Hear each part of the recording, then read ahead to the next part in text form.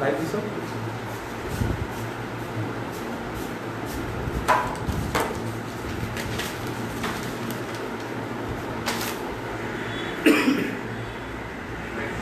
ওকে, আসসালামু আলাইকুম, সকলকে স্বাগতম। সকলকে স্বাগত জানাচ্ছি আমাদের অনলাইন প্রোগ্রামে।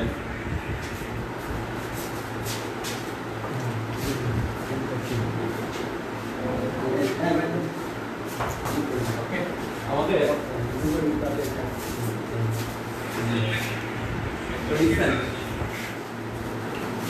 রিসেন্ট প্রোগ্রাম সাউন্ড কমে না, সাউন্ড কি করে, সাউন্ড অন অফ করে দেবো।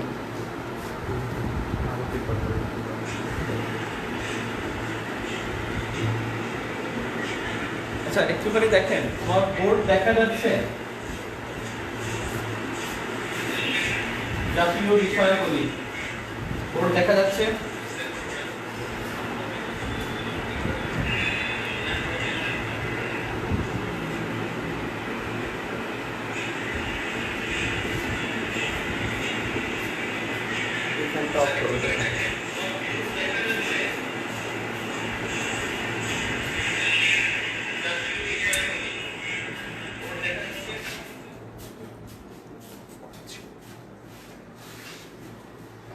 ওকে, থ্যাংক ইউ। আমাদের বাংলাদেশ বিষয়াবলীর রিসেন্ট এবার অনেক বেশি। বাংলাদেশ বলি, ইন্টারন্যাশনাল বলি, এবার আমাদের রিসেন্ট ইস্যুস অনেক বেশি হয়ে গেছে। যে কারণে কারণ পরীক্ষা সেই 19 সালের মে মাসে হয়েছে, 19 সালের পুরোটা, আবার 20 সালের পুরোটাই বলতে গেলে। তো সেক্ষেত্রে আমাদের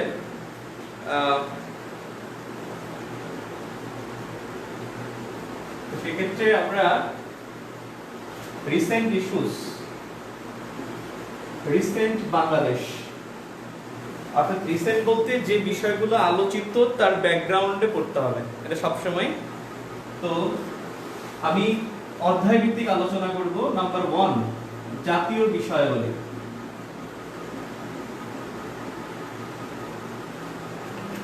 জাতীয় বিষয়গুলিতে গুরুত্বপূর্ণ যদি বলি আমরা, এবার খুব গুরুত্বপূর্ণ যেটা আমার দৃষ্টিতে, সেটা হলো জয় বাংলা স্লোগান। জয় বাংলা স্লোগান, জয় বাংলা স্লোগান, এটা গত 10 মার্চ 2020 হাইকোর্ট, 10 মার্চ 2020 হাইকোর্ট জয় বাংলা স্লোগানকে বাধ্যতামূলক করেছে, বাধ্যতামূলক করে। অর্থাৎ বাংলাদেশের যে কোনো উৎসবে, যে কোনো অনুষ্ঠানে, যে কোনো প্রোগ্রামে সবাইকে শেষ করতে বলেছে জয় বাংলা স্লোগান দিয়ে, শেষ করতে বলেছে। এবং এই জয় বাংলা স্লোগানটা হাইকোর্ট বলেছে, সরকার না। আর এই জয় বাংলা স্লোগানটা প্রথম ব্যবহার করে আফতাব আহমেদ, এবং তিনি ব্যবহার করছে, ঢাকা বিশ্ববিদ্যালয়ের 2য় বর্ষের ছাত্র ছিল। উনি ব্যবহার করছে 1969 সালে 15 সেপ্টেম্বর, ঢাকা বিশ্ববিদ্যালয়ের মধুর ক্যান্টিন। এই মধুর ক্যান্টিন ঢাবি, এখানে প্রথম তিনি জয় বাংলা স্লোগানটা, জয় বাংলা স্লোগান, জয় বাংলা স্লোগান,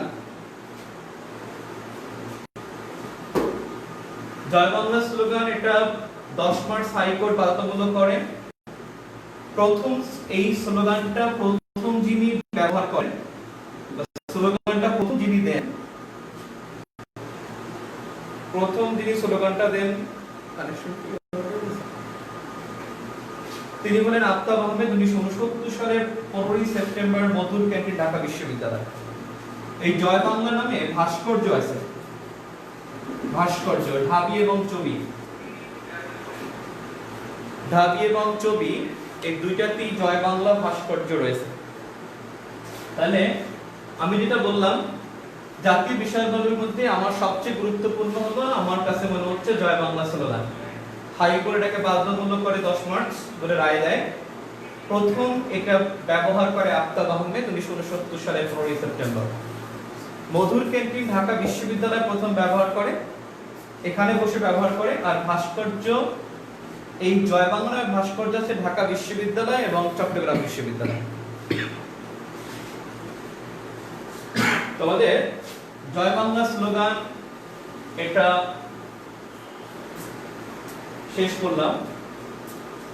আর এই জয় বাংলা স্লোগানটা জনপ্রিয় করেছে কিন্তু 7 মার্চের ভাষণে।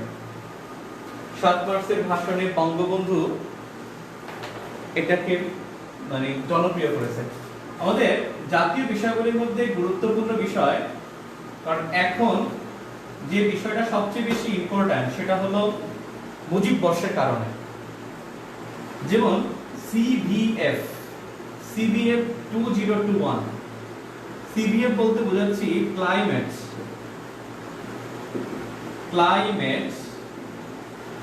Vulnerable forum.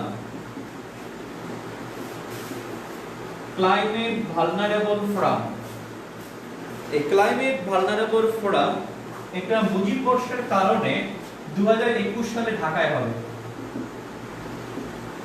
এবং এর সভাপতি বাংলাদেশের প্রধানমন্ত্রী শেখ হাসিনা। তার মানে মুজিব বর্ষের কারণে 2021 সালে ক্লাইমেট ভালনারেবল ফোরাম এটা ঢাকায় হবে, এর সভাপতি হলো শেখ হাসিনা।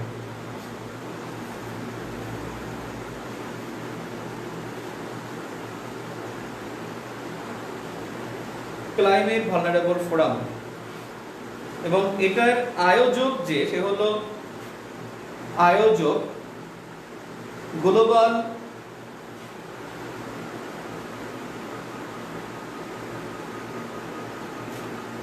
আয়োজক সংস্থা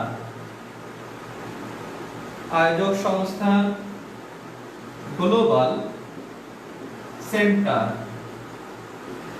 অন অ্যাডাপ্টেশন, এই সংস্থাটা আয়োজক। আর এই সংস্থার সভাপতি বান কি মুন। এই সংস্থার সভাপতি বান Ki Moon.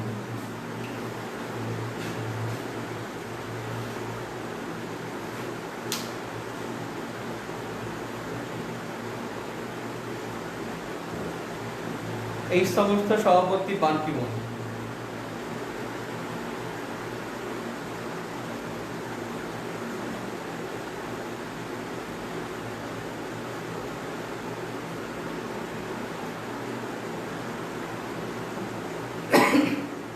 I think clear সবকিছু। আপনারা একটু আমি তো এর মধ্যেই লিখতেছি, সবকিছুই ক্লিয়ার আই থিংক।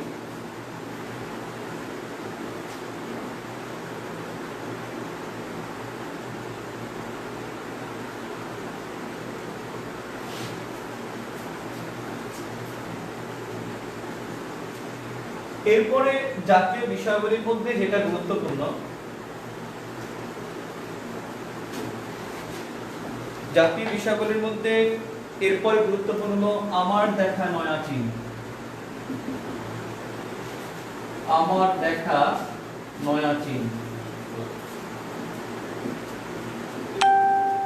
বঙ্গবন্ধুর তৃতীয় গ্রন্থ প্রকাশিত আর কি, বাংলাদেশ থেকে প্রকাশিত তৃতীয় গ্রন্থ। বঙ্গবন্ধু কোনটা আগে লেখে তার নিশ্চয়তা নাই, মানে বঙ্গবন্ধুর প্রকাশিত তৃতীয় গ্রন্থ গত 1 ফেব্রুয়ারি 2020-তে প্রকাশিত হয় এবং এটা প্রকাশ করে বাংলা একাডেমি। আমার মনে হচ্ছে এটা প্রকাশ করে কোন সংস্থা সেখান থেকে প্রশ্ন হবে না। প্রশ্ন হতে পারে যে বঙ্গবন্ধুর এই গ্রন্থটা তিনি আমার দেখা নয়া চীন, তিনি চীনটা কবে দেখছেন? 1952 সালে অক্টোবর মাসে, অক্টোবরের 2 থেকে 12 অক্টোবর মাসে তিনি পিকিং ভ্রমণ করেন, পিকিং সফর করেন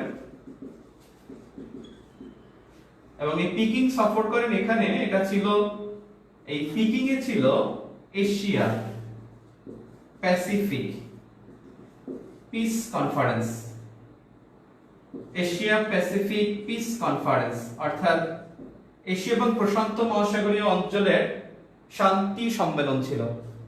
এবং একই সাথে ওখানে চীনের যে কমিউনিস্ট পার্টি, চীনা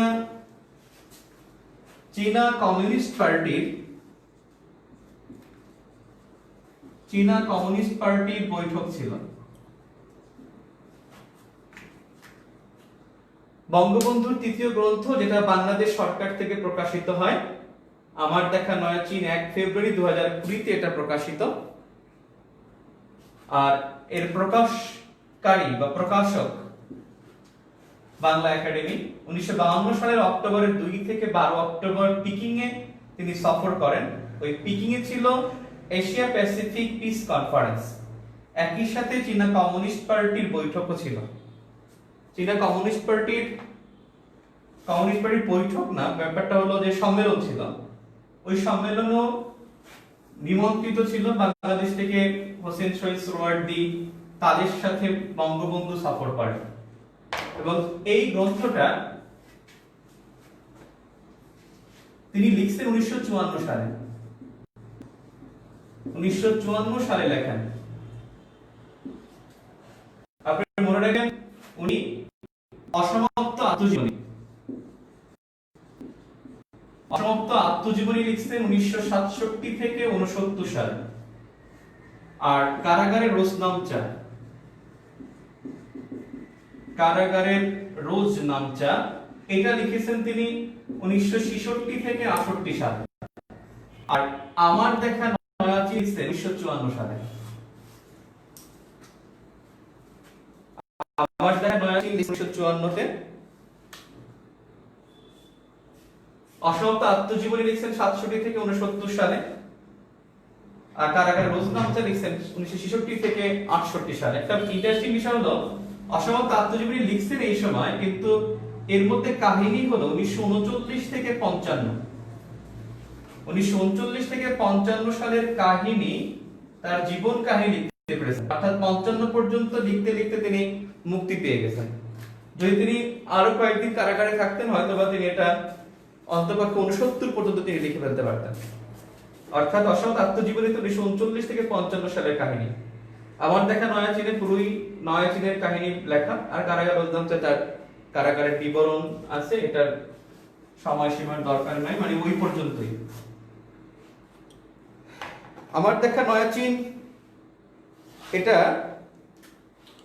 যদি বলেন এই গ্রন্থটার গ্রন্থ সত্যকার, মানে পুরো টাকাটা কে পাবেন, সেটা হলো বঙ্গবন্ধু মেমোরিয়াল কল্যাণ ট্রাস্ট।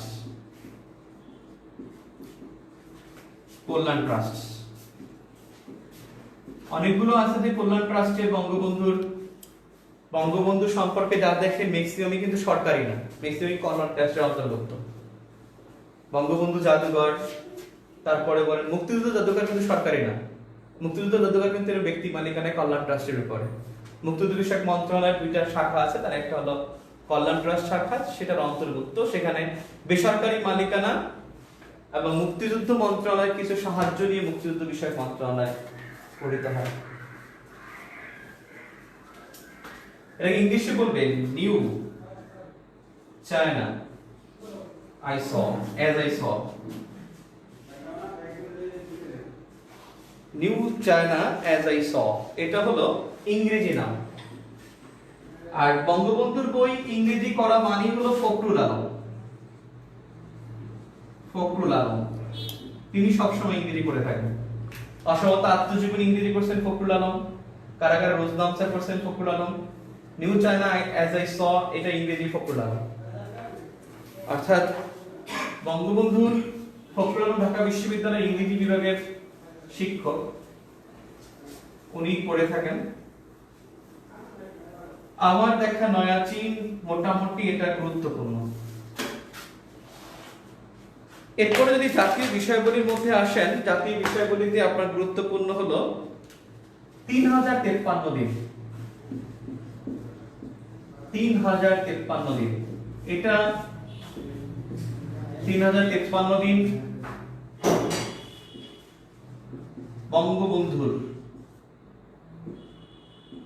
বঙ্গবন্ধুর কারা জীবনের ছবি সংবলিত গ্রন্থ। আর এই গ্রন্থটা কারা অধিদপ্তর প্রকাশ করেছে? কারা অধিদপ্তর প্রকাশক। আর কারা অধিদপ্তর হলো স্বরাষ্ট্র মন্ত্রণালয়ের অধীনে, স্বরাষ্ট্র মন্ত্রণালয়। গত জুলাই মাসে বইটা স্বরাষ্ট্রমন্ত্রী প্রধানমন্ত্রীর কাছে তুলে দিয়েছেন। অর্থাৎ কারা অধিদপ্তর বা স্বরাষ্ট্র মন্ত্রণালয় প্রকাশক এবং তার কারা জীবনের ছবি সংবলিত গ্রন্থ। সরকারি বা স্বরাষ্ট্র মন্ত্রণালয়ের নথিতে বঙ্গবন্ধু জেল খেটেছেন 3053 দিন। 3053 দিন বঙ্গবন্ধু জেল খেটেছেন। আর বঙ্গবন্ধু জেল খেটেছেন 3053 দিন।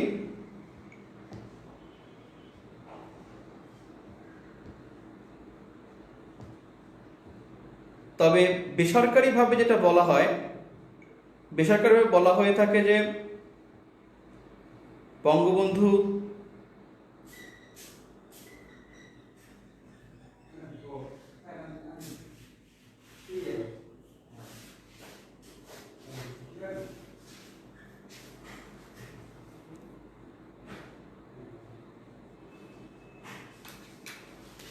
বেসরকারিভাবে যেটা বলে সেটা হলো যে 4682 দিন টোটাল, স্বাধীনতার জন্য 75 দিন। এটা শুধু তোফায়েল আহমেদের সোর্স, আর অন্য কোনো সোর্স না।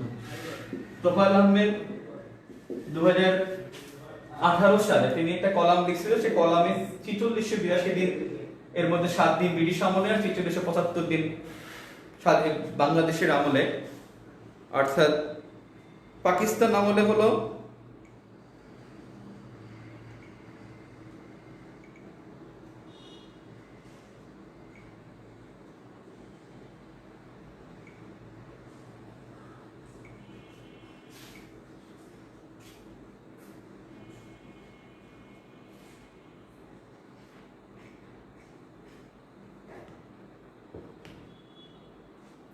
তোফায়েল আহমেদ বলছে ভিন্নটা। তোফায়েল আহমেদের হিসাবটা করা যাবে না, কারণ ওটা পরীক্ষা যদি আসে কখনো অপশনে থাকে তখন চিন্তা করতে হবে, এর আগে এটা চিন্তা করা যাবে না। অর্থাৎ মনে রাখবো না তোফায়েল আহমেদের সরকারি হিসাবে 3053 দিন। ঢাকা বিশ্ববিদ্যালয় 2018 সালে এই প্রশ্নটা আসছিল, সেখানে 3053 অপশনে ছিল, কিন্তু 4682 দিন এটা অপশনে ছিল না। আর একটা গুরুত্বপূর্ণ জাতীয় বাণী বঙ্গবন্ধু অভিধান, এটা কথা প্রকাশ করেছে এবং এর লেখক শেখ সাদী এটার লেখক, আর প্রকাশ করেছে কথা প্রকাশ। কারেন্ট অ্যাফেয়ার্সের যিনি মালিক, প্রফেসর প্রকাশনীর মালিক রশিদ ভাই, উনি হলেন কথা প্রকাশের মালিক, অর্থাৎ একই মালিক। বঙ্গবন্ধু অভিধান মোটামুটি, তবু জেনে রাখি, হয়তো বা দিলেও দিতে পারে। কথা প্রকাশ, লেখক শেখ সাদী। এরপরে গুরুত্বপূর্ণ হলো 7 মার্চকে জাতীয় ঐতিহাসিক দিবস। 7 মার্চকে জাতীয় ঐতিহাসিক দিবসের ঘোষণা, দিবসের নির্দেশ। 7 মার্চকে জাতীয় ঐতিহাসিক দিবস উদযাপনের নির্দেশ দিয়েছে যথারীতি হাইকোর্ট। গত 25 তারিখ 2020 হাইকোর্ট নির্দেশ দেয় এবং সেখানে সরকারকে বলা হয়েছে যে কেন এই দিবসটি উদযাপন করা হবে না, কারণ এই সংক্রান্ত প্রথম আদেশ দিয়েছিল 2009 সালে। 2009 সালে আদেশের পরে এরপরে আবার দ্বিতীয়বার পুনরায় যখন এটা নিয়ে একজন বলছেন স্বরাষ্ট্র মন্ত্রণালয়ের সেবা ও সুরক্ষা বিভাগ, রাইট, জননিরাপত্তা বিভাগ ও সেবা ও সুরক্ষা বিভাগ। স্বরাষ্ট্র মন্ত্রণালয়ের দুইটা বিভাগ, স্বরাষ্ট্র মন্ত্রণালয়ের দুইটা বিভাগের একটা হলো সুরক্ষা ও সেবা আর একটা হলো জননিরাপত্তা, শৃঙ্খলা।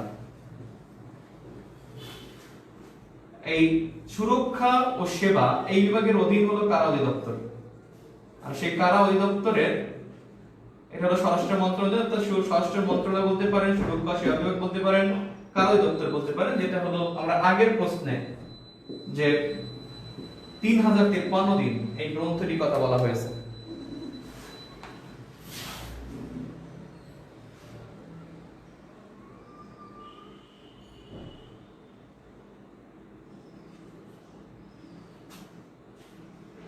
স্বরাষ্ট্র মন্ত্রণালয় সেবা ও সুরক্ষা বিভাগের মাধ্যমে 3053 দিন এই বইটি প্রকাশিত। যাও 7 মার্চ থেকে জাতীয় দিবসের নির্দেশ দিয়েছে হাইকোর্ট গত 25 তারিখ, এবং তারা আরেকটা কথা বলছে যে প্রতি জেলা উপজেলায় প্রতিকৃতি করার জন্য, উপজেলায় প্রতিকৃতি করতে হবে। এবং আমরা দেখলাম যে প্রত্যেকটা জেলার জেলা পরিষদের সামনে বঙ্গবন্ধুর প্রতিকৃতি স্থাপিত হয়েছে।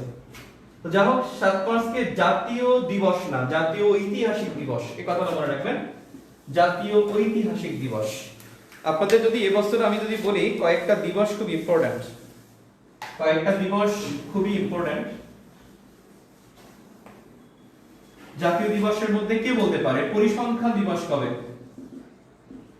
পরিসংখ্যান দিবস প্রশ্ন। জাতীয় কবে আর বিশ্ব কবে? যে দুইটাই পারবে তাকে চা খাওয়াবো। জাতীয় পরিসংখ্যান দিবস দেখি কে পারেন। বীমা দিবস, জাতীয় বীমা দিবস, এটা এবছর গুরুত্বপূর্ণ। ভোটার দিবস, এটাও গুরুত্বপূর্ণ। এবছর গুরুত্বপূর্ণ ক্রীড়া দিবস, জাতীয় বিশ্ব ক্রীড়া দিবস, যেটা বাংলাদেশ পালন করছে। 7 মার্চের ভাষণ সংবিধানে যুক্ত। হ্যাঁ, আপনি পঞ্চম তফসিলে 7 মার্চ, 26 মার্চ, 10 এপ্রিল, এবার মনে রাখবেন। পঞ্চম তফসিল, ষষ্ঠ তফসিল, সপ্তম তফসিল। অর্থাৎ 7 মার্চ পঞ্চম তফসিল সংবিধানে, 26 মার্চের ভাষণ ষষ্ঠ তফসিল, 10 এপ্রিল সপ্তম তফসিল। এবং এটা যুক্ত হয় 2011 সালে 15তম সংশোধনীর মাধ্যমে যুক্ত করা। কে বলতে পারে পরিসংখ্যান দিবস কবে? বীমা দিবস 1 মার্চ, পার্সেন্ট বীমা দিবস 1 March, good. Percent Faisal Ahmed, বীমা দিবস 1 মার্চ। আব্দুল করিম সূর্য বলছে 2 মার্চ, 2 মার্চ হলো ভোটার দিবস 2 মার্চ, গুড। বিশ্ব ক্রীড়া দিবস কবে? না, 1 অক্টোবর বীমা দিবস নাই, 1 মার্চ এখন। বিশ্ব ক্রীড়া দিবস পড়েন নাই এখন কেউ। জাতীয় পরিসংখ্যান দিবস 27 ফেব্রুয়ারি, খুবই গুরুত্বপূর্ণ। এটা আগামী বছর থেকে উদযাপিত হবে, 2021 থেকে উদযাপিত হবে। 20 সালে সিদ্ধান্ত, 21 সাল থেকে উদযাপিত হবে। বিশ্ব যদি বলা হয় তাহলে সেটা হবে 15 অক্টোবর, সরি 19 অক্টোবর। বিশ্ব পরিসংখ্যান দিবস 19 অক্টোবর, জাতীয় পরিসংখ্যান দিবস 27 ফেব্রুয়ারি, বীমা দিবস 1 মার্চ, ভোটার দিবস 2 মার্চ। বিশ্ব ক্রীড়া দিবস 6 এপ্রিল। এই কয়েকটা মনে রাখবো। পরিসংখ্যান দিবস 19 অক্টোবর। বিশ্বটা আমাদের আসবেই না, সো এখানে টেনশন করার কিছু নাই। আসবে জাতীয় দিবস, এবং জাতীয়টা হলো 27 ফেব্রুয়ারি, ইনশাআল্লাহ জাতীয়টাই আসবে।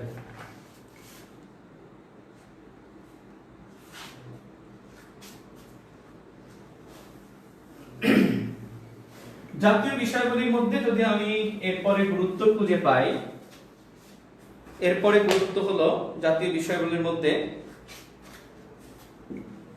সরকারি ভাষা হিসেবে বাংলা তিনটি দেশে, সরকারি ভাষা হিসেবে বাংলা তিনটি দেশে উদযাপিত হয়, মানে তিনটি দেশে বাংলাকে সরকারি ভাষা হিসেবে ব্যবহার করা হয়। এক নম্বরে ভারত, এবং ভারতের দ্বিতীয় সরকারি ভাষা হলো বাংলা।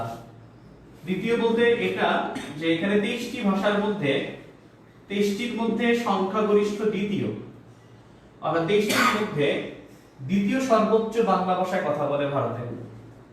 দুই নম্বরে সিয়েরা লিওন, সিয়েরা লিওনে ইংরেজির পাশাপাশি বাংলা ভাষা ব্যবহার করা হয় এবং 2002 থেকে সরকারি ভাষা। এরপর ইউকে, যুক্তরাজ্য, এখানে 10টি অভিবাসী ভাষার মধ্যে পঞ্চম হলো বাংলা। 10টি অভিবাসী ভাষার মধ্যে পঞ্চম হলো বাংলা।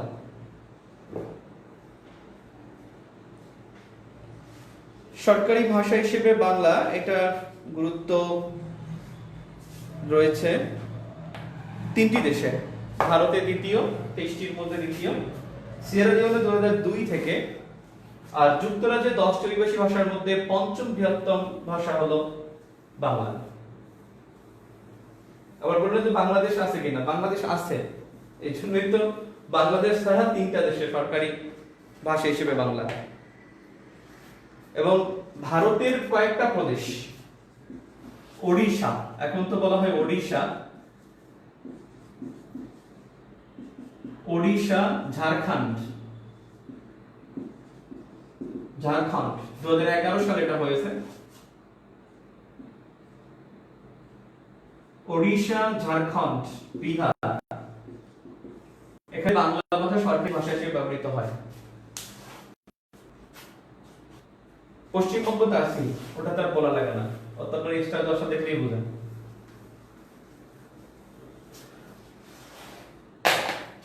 এরপরে জাতীয় বিষয়াবলীর মধ্যে আমি যদি পাই সেটা হলো বাংলা তারিখ পরিবর্তন।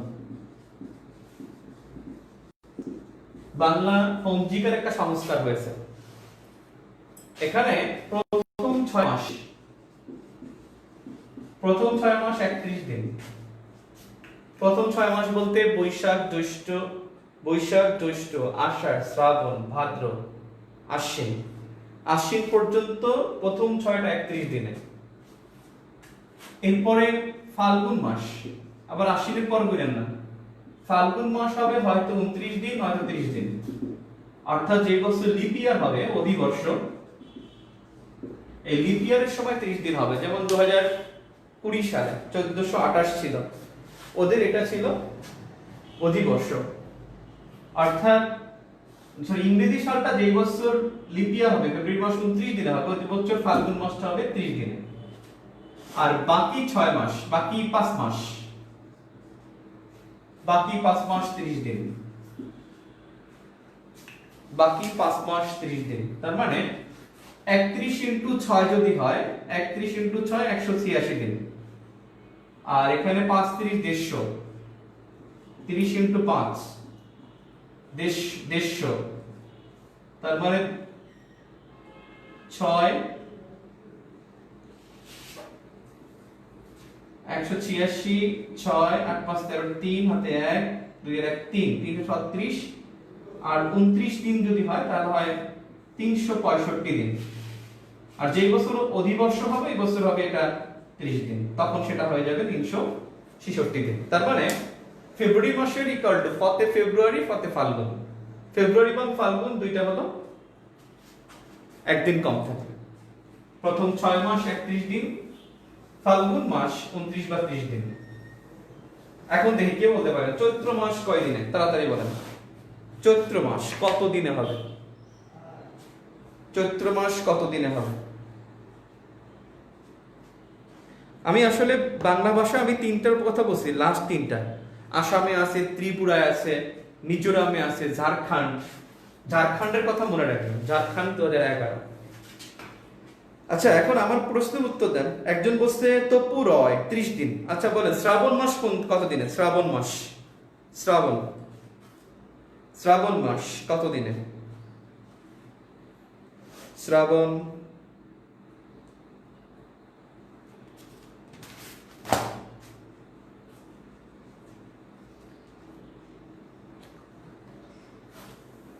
এবছর হলো প্রথম ডিজিটাল বাংলাদেশ মেলা। ডিজিটাল বাংলাদেশ মেলা প্রথম ডিজিটাল বাংলাদেশ মেলা 16 থেকে 18 জানুয়ারি হয়। 16 থেকে 18 জানুয়ারি। এটার আয়োজন করেছিল ডাক ও টেলিযোগাযোগ মন্ত্রণালয়, টেলিযোগাযোগ বিভাগ, টেলিযোগাযোগ বিভাগ, ডাক ও টেলিযোগাযোগ বিভাগ এটা আয়োজন করে। এটার স্লোগান ছিল, স্লোগান বঙ্গবন্ধুর সোনার বাংলার প্রযুক্তির মহাসড়ক, প্রযুক্তির মহাসড়ক। স্লোগানটা মনে রাখবেন, যেহেতু প্রথম ডিজিটাল মেলা, ডিজিটাল বাংলাদেশ মেলা প্রথম 16 থেকে 18 জানুয়ারি আয়োজন করেছে ডাক ও টেলিযোগাযোগ মন্ত্রণালয়। আর এর স্লোগান হলো বঙ্গবন্ধু সোনার বাংলার প্রযুক্তির মহাসড়ক। চৈত্র মাস 31 দিনে বসে আফরোজা আক্তার রাখি, শামিমা সাদিকা, তনয় ভট্টাচার্য। গুড।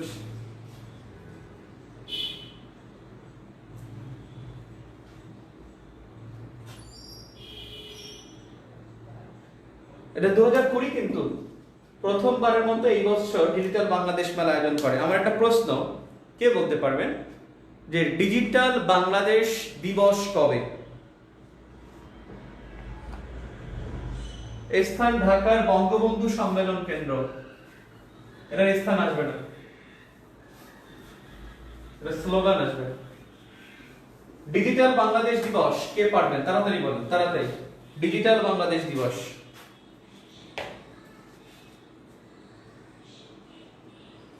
ডিজিটাল বাংলাদেশ দিবস। শফিকুল মিয়া বলছেন 12 জানুয়ারি, হয়নি। Kulsum Akhter 12 December, right. 12 December digital Bangladesh দিবস, ডিজিটাল বাংলাদেশ দিবস। 12 জানুয়ারি বলছে তো চালাকি কইরা, যে জানুয়ারি মাসে মেলাটা হইছে, তার মানে সম্মেলনটা মনে হয়, মানে মেলাটা মনে হয়, মানে দিবসটা মনে হয় জানুয়ারি মাসে, আসলে ডিসেম্বর মাসে। ডিজিটাল বাংলাদেশ দিবস। এরপরে শেখ হাসিনার একটা বিষয়। শেখ হাসিনা করোনা মোকাবেলায় অদম্য, করোনা মোকাবেলায় অদম্য। শেখ হাসিনা করোনা মোকাবেলায় অদম্য, কথাটা বলছে ফোর্বস সাময়িকী, বাংলায় লিখি ফোর্বস সাময়িকী। অনেকে আবার যেটা করে যে ফোর্বস লেখা, অনেকে এটাকে ফরবেস, ফরবেস মানে বলে, এজন্য ইংলিশ বাংলা লেখা ভালো। ফোর্বস সাময়িকী এই কথা বলছে, এবং বলছে 6 জন নারী সরকার প্রধান, 6 জন নারী সরকার প্রধানের মধ্যে শেখ হাসিনা আমাদের প্রাইম মিনিস্টার একজন, যিনি করোনা মোকাবেলায় গুরুত্বপূর্ণ অবদান রেখেছেন, করোনা মোকাবেলায় সফল। এবং অনেক উন্নত বিশ্ব এর মধ্যে নাই। যদি বলেন এই 6 জনের মধ্যে আছে Nepal, Bangladesh, Bolivia, Ethiopia, Singapore, Namibia. বলুন তো কি কি বলছি? Bolivia, Ethiopia, Nepal, Bolivia, Ethiopia, Nepal, Namibia, Singapore. আরেকটা কে বলেন তো? আল্লাহ, কি কয়, বোর্ড দেখা যায় না কেমনে?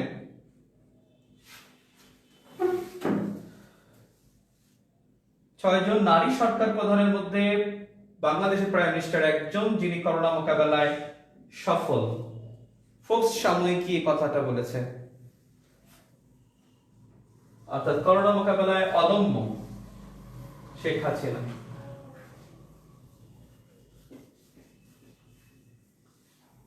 আমাদের জাতীয় বিষয়ের মধ্যে আরো কিছু টপিক আছে যেগুলো আমরা অন্য টপিকের মধ্যে না করতে পারি। আই থিঙ্ক আপনাদের বছর খুব গুরুত্বপূর্ণ, সেটা হলো কৃষি সামগ্রিক থেকে প্রশ্ন আসতে পারে। জাতীয় বিষয়গুলির মধ্যে 6টা প্রশ্ন আসে, এর মধ্যে 47 থেকে 71 মধ্যে কমপক্ষে 3টা প্রশ্ন থাকে। 47 থেকে 71 2টা থেকে 3টা থাকবেই নিঃসন্দেহে। মুঘল আমল এবং ইংরেজ আমলে 2টার মধ্যে একটা প্রশ্ন থাকবেই নিঃসন্দেহে। আর মৌর্যগুপ্ত পাল সেন এই 4টা থেকে একটা প্রশ্ন থাকে। তাহলে মৌর্যগুপ্ত পাল সেন থেকে একটা, মুঘল অথবা ইংরেজ আমল থেকে একটা, এই হলো 2টা। আর 47 থেকে 71 মধ্যে থাকে 2টা থেকে 3টা, এই হলো 5টা। আর একটা প্রশ্ন রিসেন্ট আসতে পারে, নাও আসতে পারে, কারণ এবছর সবচেয়ে গুরুত্বপূর্ণ যেটা, ওটা আমরা একটা ক্লাস রাখছি জাতীয় বিষয়াবলী থেকে মুজিব বর্ষ। মুজিব বর্ষ আমি এখানে পড়াবো না, মুজিব বর্ষ এটা পড়াতে আমাদের একেবারে 1.5 থেকে 2 ঘন্টা একটা ক্লাস লাগবে, এবং সেই লেকচারটা খুব শীঘ্রই নেব ইনশাআল্লাহ। কিন্তু আজকে না, আজকে আমরা অন্য সব বিষয় আলোচনা করবো, এটা নিয়ে আলোচনা করবো না। মুজিব বর্ষ থেকে পরীক্ষায় কিন্তু আসবে নিঃসন্দেহে। গুড। হ্যাঁ, একজন বলছে বিডি, আমি অপশন দিছিলাম যেটা যে 6 জনের মধ্যে একটা বাকি রাখছি বাংলাদেশ। যেমন খুব মজা লাগে যে বাংলাদেশে নারী মন্ত্রী কয়জন, আমি বলি 5 জন। এখন আমি 4 জনের নাম বলি, একজনের নাম তাকে ছেড়ে দিই, সে খুঁজে পায় না। 5 জনের মধ্যে 4 জনের নাম বলছি আমি। যেমন একজন হলেন ডাক্তার দীপুমণি, শিক্ষামন্ত্রী। মুন্নুজান সুফিয়ান, শ্রম কর্মসংস্থান মন্ত্রী। এরপর হলো ফজিলাতুন্নেসা ইন্দিরা, যিনি হলেন নারী ও শিশু বিষয়ক মন্ত্রী। আর একজন হলেন নাজমান আরা বেগম, যিনি হলেন পরিবেশ উপমন্ত্রী। তো এই 4 জনের কথা বলছে, আর একজনের খুঁজে পায় না। শেখ হাসিনা যে একজন মন্ত্রী এবং শেখ হাসিনা যে একজন নারী, এই কথাটা বিশ্বাস করে না। তার মানে নারী মন্ত্রী কয়জন? 5 জন। দীপুমণি, মুন্নুজান সুফিয়ান, ফজিলাতুন্নেসা ইন্দিরা, নাজমান আরা বেগম, শেখ হাসিনা। তো নারী মন্ত্রী 5 জন। যাই হোক, আমরা মুজিব বর্ষ নিয়ে পরে কথা বলবো। এটা আমাদের এবছর জাতীয় বিষয়গুলির মধ্যে মুজিব বর্ষ একটা ফ্যাক্ট। আমি যেটা বলছিলাম যে এবছর আমাদের সাম্প্রতিকের মধ্যে কৃষি থেকে সাধারণত পরীক্ষা আসে না, কিন্তু এবছর আমি প্রশ্ন যদি করতাম, বোর্ডটা ঘুরে গেছে, আমি যদি প্রশ্ন করতাম তাহলে অবশ্যই কৃষি থেকে 3টা প্রশ্ন তো আসবে। কৃষি থেকে 3টা প্রশ্নের মধ্যে আমি অন্তপক্ষে 2টা প্রশ্ন রিসেন্ট করতাম, কারণ কৃষির এবছর ধারণা বেশি। আর কৃষিতে অনেক মিসকনসেপশন আছে। মিসকনসেপশন হলো ব্যাপারটা হলো যে ফাওয়ের যে রিপোর্ট, সেখানে বলছে যে মৎস্য উৎপাদন বৃদ্ধিতে বাংলাদেশ দ্বিতীয়, বৃদ্ধিতে আগের বছরের চেয়ে এবছরের বৃদ্ধিতে দ্বিতীয় সর্বোচ্চ, ইন্দোনেশিয়ার পরে। কিন্তু আমাদের বইগুলোতে লেখা আছে, বা আমাদের অনেকেই আমরা মনে করে থাকি আমরা উৎপাদনে মনে হয় দ্বিতীয়, আসলে উৎপাদনে আমরা তৃতীয়। মাছ উৎপাদনে আমরা তৃতীয়, স্বাদু পানির মাছ উৎপাদনে। আর দ্বিতীয় হলো বৃদ্ধিতে, যেটা মিসকনসেপশন গুলো আমি ধরে দিচ্ছি। কৃষির এবছর 1 নম্বরে যদি আমি গুরুত্ব দিই, সেটা হলো পেঁয়াজ। পেঁয়াজ একটা ফ্যাক্ট হয়ে গেছে আমাদের। পেঁয়াজ পেঁয়াজ যেটা আমাদের খুব আলোচনা ছিল গত বছর, যে পেঁয়াজের কারণে কিন্তু আমাদের রোহিঙ্গা আলোচনাটা আমরা করতে পারি না। সে পেঁয়াজের কারণে কিন্তু আমাদের রোহিঙ্গাদের সাথে আমাদের তখন ঝামেলা চলছিল, তখন বাংলাদেশের মানুষ পেঁয়াজের জন্য হাহাকার করছে।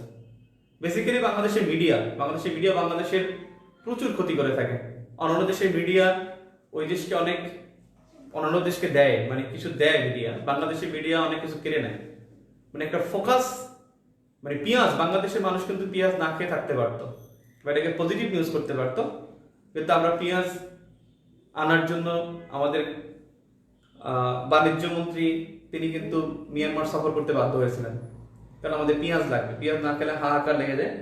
আমাদের প্রতি বছর 24 লাখ টন চাহিদা, 24 লাখ টন পেঁয়াজের চাহিদা বাংলাদেশে।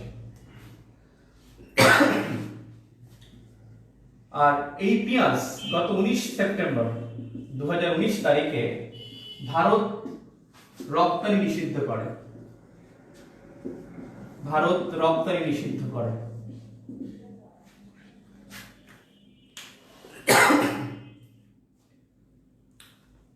এবং 24 লাখ টন আমাদের চাহিদা। সম্প্রতি মশলা গবেষণা কেন্দ্র, কে বলতে পারেন মশলা গবেষণা কেন্দ্র কোথায়? মশলা গবেষণা কেন্দ্র কোথায়? এই মশলা গবেষণা কেন্দ্র তারা পেঁয়াজের নতুন জাত উদ্ভাবন করেছে, নতুন জাত উদ্ভাবন করেছে, এবং সেই নতুন জাতটার নাম বাড়ি 5, এবং এটা 3 গুণ ফলন দিবে, 3 গুণ ফলন দিবে,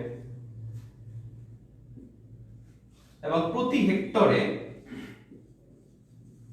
কমপক্ষে 25 টন উৎপাদিত হবে।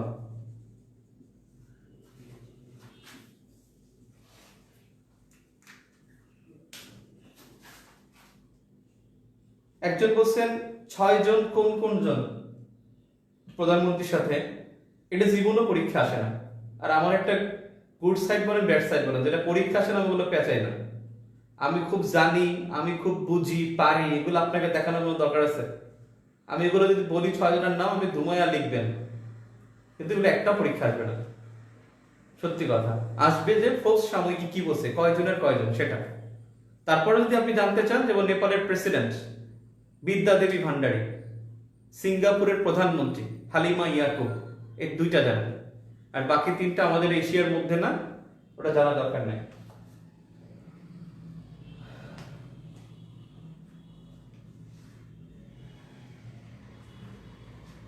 একজনে বলছেন ক্লাসের প্ল্যান, ক্লাসের প্ল্যান আসলে প্ল্যান করে সাধারণ জ্ঞান হয় না। এটা অঙ্ক ক্লাস না বা বিজ্ঞান ক্লাস না যে একটা সিকোয়েন্স থাকবে বা এই কটার মধ্যে সীমাবদ্ধ। আমাদের ক্লাস অনেক বেশি লাগতে পারে, ক্লাসের প্ল্যান এটা নাই। তবে আমরা আজকে ক্লাস যতটুকু পারি শেষ করে বাংলাদেশটা আমরা আগামী সপ্তাহের আগেই আমরা বাংলাদেশ শেষ করব। যদি আজকে শেষ হয়ে যায় তাহলে তো ভালো। কয়টা বাজে এখন?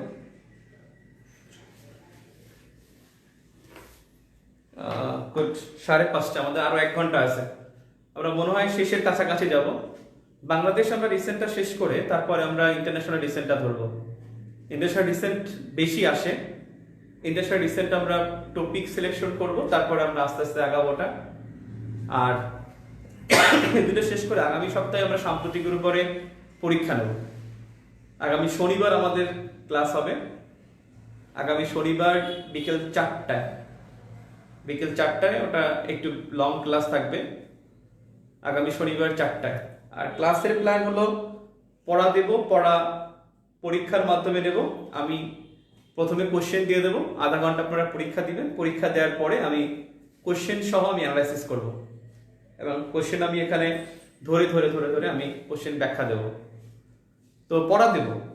তো আমরা বেসিক ভিউ আসুক, বেসিক ভিউ আসার আগ পর্যন্ত আমরা রিসেন্টটা শেষ করে ফেলি, তাহলে আমাদের আগানো যাবে ইনশাআল্লাহ। প্ল্যান আমি প্ল্যান করে পড়াবো না। আর প্ল্যান বলতে আমার যেগুলো লাগবে, আপনার মিনিমাম 70 নম্বরের মধ্যে 50 থেকে 55 এতটুকু নম্বর পাওয়ার জন্য যতটুকু কষ্ট করা দরকার ততটুকু করব ইনশাআল্লাহ। 70 থেকে 55, 50 টু 55। আমি 35তম বিসিএস এ আমি খুব প্রস্তুতি খারাপ ছিল। 35তম বিসিএস মানে 34তম বিসিএস হওয়ার 2.5 বছর পরে এটা পরীক্ষা হয়। 34তম বিসিএস এর পরীক্ষা হয়েছিল 2013 সালের জুন মাসে, আর 35তম বিসিএস হয়েছে 2015 সালের 6 ফেব্রুয়ারি। 6 ফেব্রুয়ারি ছিল তারিখটা, তার মানে 14-15 সালের জুন মাসে 15 সালের 6 ফেব্রুয়ারি, 1.5 বছর না, 1.5 বছর হয় না?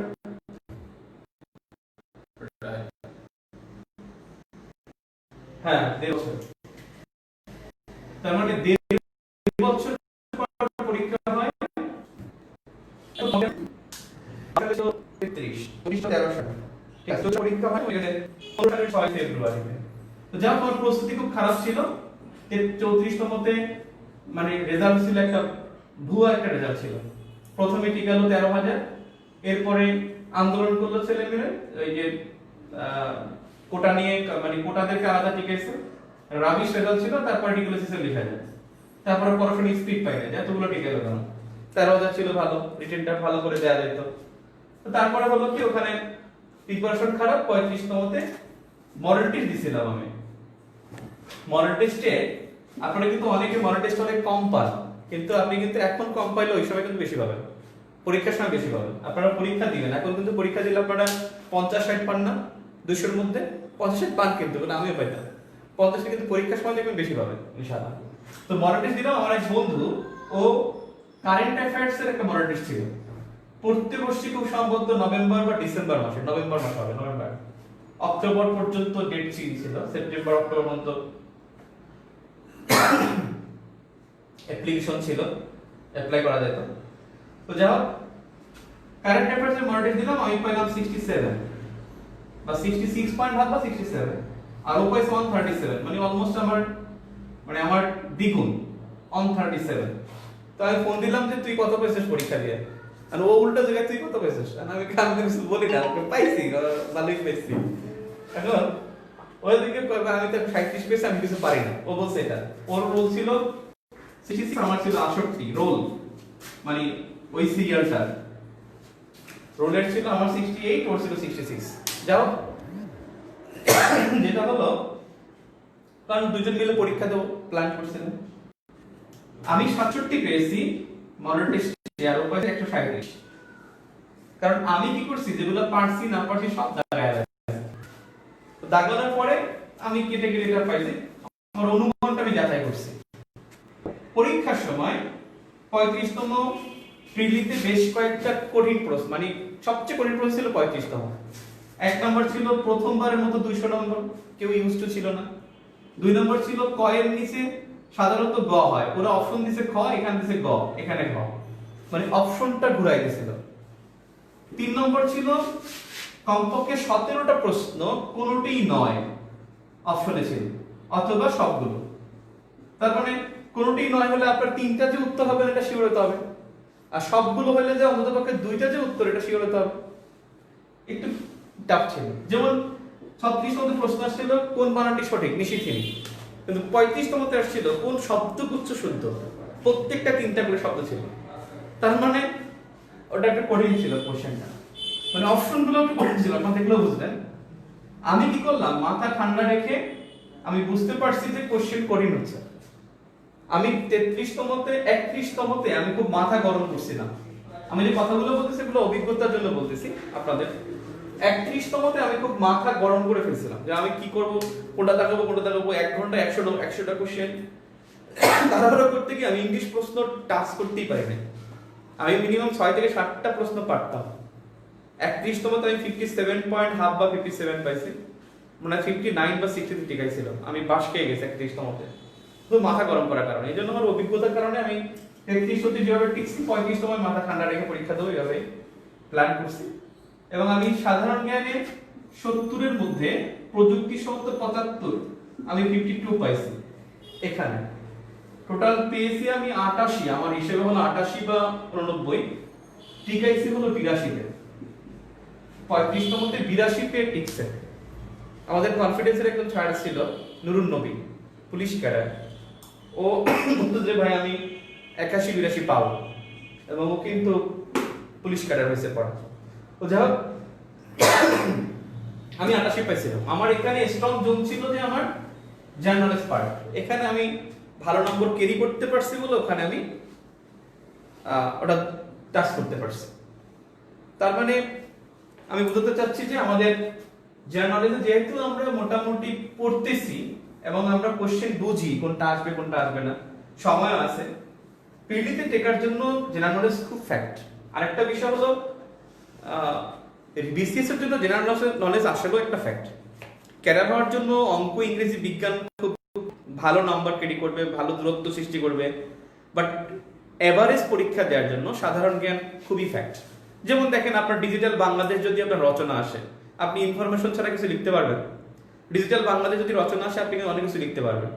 রূপকল্প 2021, ডিজিটাল বাংলাদেশ টাস্ক ফোর্স, তারপরে আপনি লিখতে পারবেন যে A2I, access to information project, অনেকগুলো জিনিস কিন্তু আপনি সাধারণ জ্ঞান থেকে রিলেট করে আপনি কিন্তু লিখতে পারবেন।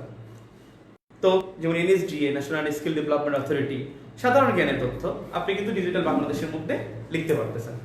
আপনি গরুর রচনাও কিন্তু ইনফরমেশন ছাড়া লিখতে পারবেন না। তার মানে জেনারেল নলেজের একটা ফ্যাক্ট আছে। ভাইবা তো পুরোটাই সাধারণ জ্ঞান, যা পড়েন সাধারণ জ্ঞানটাই আগে পড়তে হয়, তারপর অন্য কিছু, ভাইবার বিষয়টা। আর আপনি দেখেন ইংলিশ এসে, বাংলা রচনা, যেমন আমি ইংলিশ এসে কথা বলি, আমি কি বলবো, আপনারা কি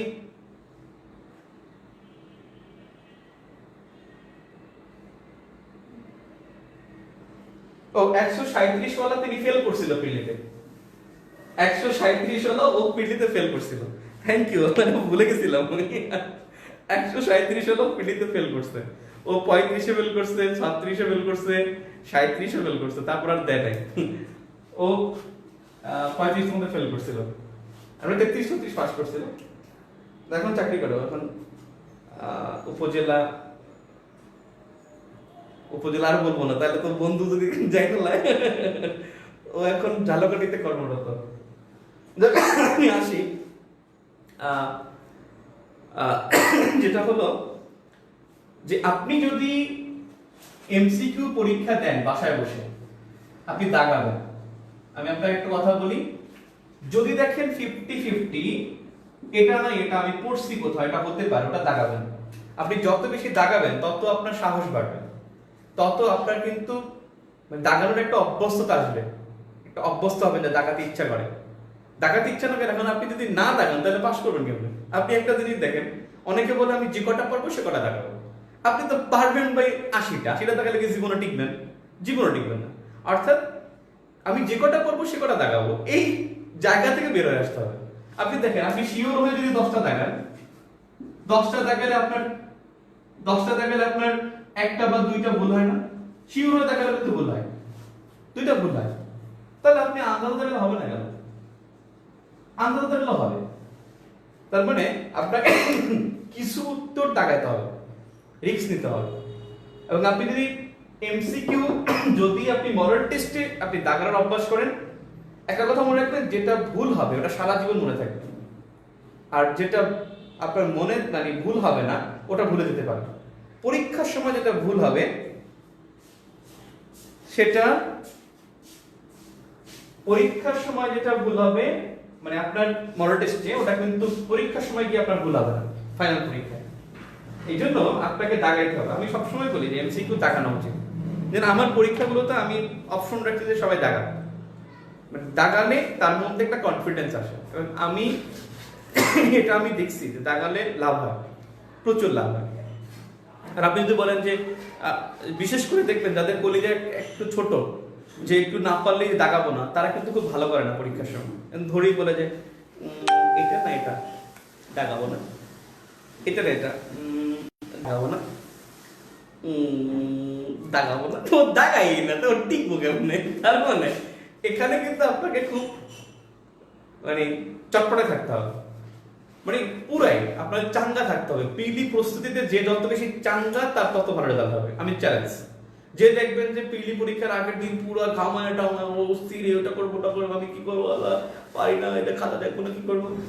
যে দেখবেন আগের দিন সে একটা মুভি দেখবে, পরের দিনকে রিল্যাক্সে পরীক্ষা দিবে, পরীক্ষা ভালো হবে। কারণ এখানে রিল্যাক্সের বিষয়, এখানে হলো মানে সাহসের বিষয়।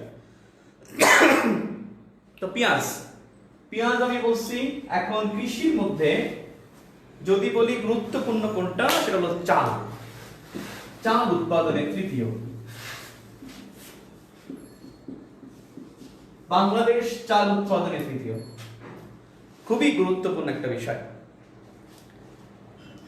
ইউএসডিএ 2020-21 সালে বলছে, মানে 2019-20 তে প্রেডিকশন করছে হবে, মানে প্রেডিকশন করছে।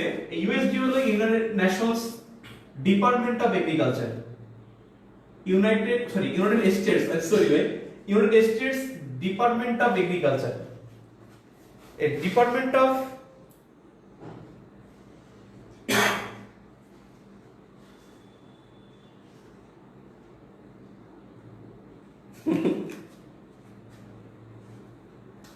তো United States Department of Agriculture ওরা বলছে 2019-20 চীন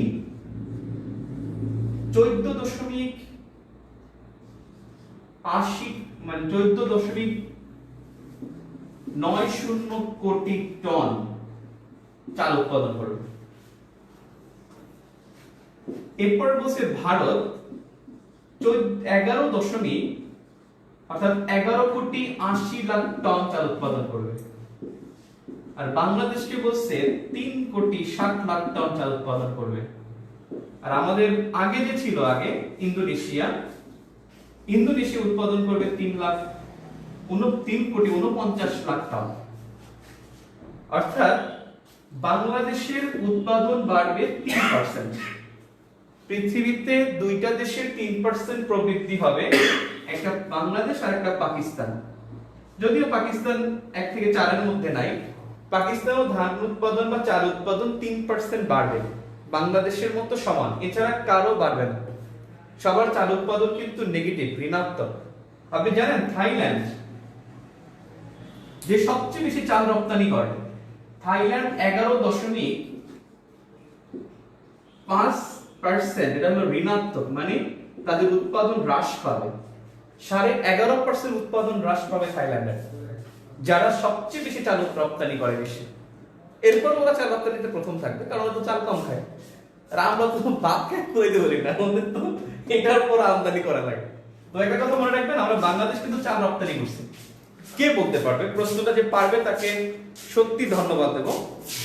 প্রশ্নটা হলো, বাংলাদেশ চাল রপ্তানি করছে প্রথম কত সালে এবং কোন দেশে? খুবই গুরুত্বপূর্ণ কোশ্চেন। আমি কোশ্চেনগুলো এটা করতাম, কিন্তু চাল রপ্তানিতে বাংলাদেশের অবস্থান খুব ভালো, তাই কেউ পারি কিনা?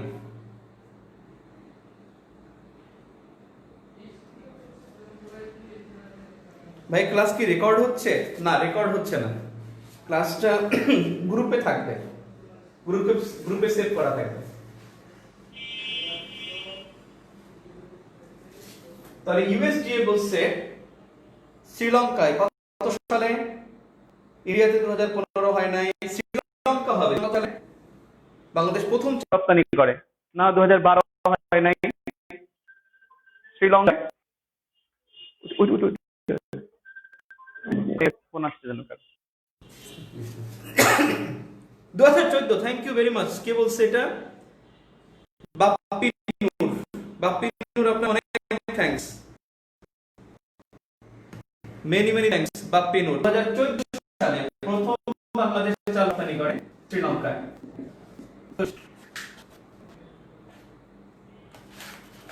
শ্রীলঙ্কার প্রথম চাল রপ্তানি করে। এখন ইন্দোনেশিয়া চতুর্থ, এটা যেন মনে থাকে। আরেকটা বিষয়, খাদ্য উৎপাদনের রেকর্ড করবে, এটা ইউএসডিএ বলছে। বিডি 2019-20 খাদ্য উৎপাদনে রেকর্ড করবে, এবং এই খাদ্যর মধ্যে 3টা শস্য, চাল, গম, ভুট্টা, এবং এই 3টার যৌথ উৎপাদনে এই করোনাকালীন মুহূর্তে রেকর্ড করবে বাংলাদেশ। যুক্তরাষ্ট্র কিন্তু আমাদেরকে এখন খুব ভালো বলে। যুক্তরাষ্ট্রের একটা পত্রিকা আছে, মনিটর ম্যাগাজিন। এই মনিটর ম্যাগাজিন বাংলাদেশকে বলছে কি জানেন? দুর্ভিক্ষের দেশে খাদ্যের ঝুড়ি। দুর্ভিক্ষের দেশে খাদ্যের ঝুড়ি। অথচ তারাই কিন্তু বাংলাদেশকে বলছিল তলাবিহীন ঝুড়ি। হেনরি কিসিঞ্জার স্বীকার করে যে তিনি বলেন নাই যে বটম কি ফাস্টেস্ট, কথাটা তিনি বলেন নাই, এটা তিনি এখন বলছেন। যা হোক, এই মনিটর ম্যাগাজিন তারা বলছে দুর্ভিক্ষের দেশে খাদ্যের ঝুড়ি। 74 সালে আমাদের ভিডিও ছিল আমাদের খাদ্যের ঝুড়ি।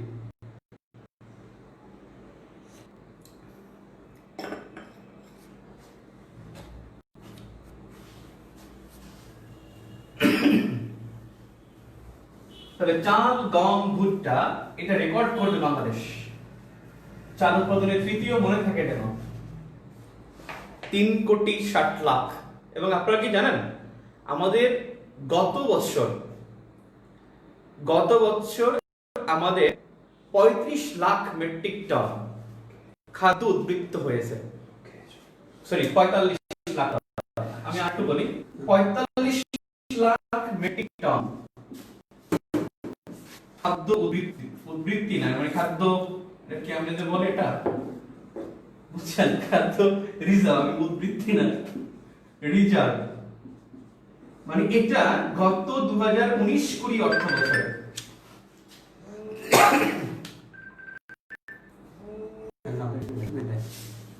2019-20 অর্থ বছরে 45 লাখ মেট্রিক টন খাদ্য রিজার্ভ হয়েছিল বাংলাদেশে।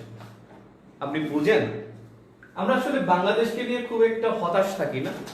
বাংলাদেশ কিন্তু আসলে অনেক ভালো, যা চাই তাই আমরা করতে পারি, যা চাই তাই পাই, তারপরেও বাংলাদেশকে আমরা গুরুত্ব দেই না। মনিটর ম্যাগাজিন কোন দেশের? মার্কিন ম্যাগাজিন, আমি তো বলছিলামই যে ওই দেশের ম্যাগাজিন। মনিটর ম্যাগাজিন বলছে দুর্ভিক্ষের দেশে খাদ্যের ঝুড়ি।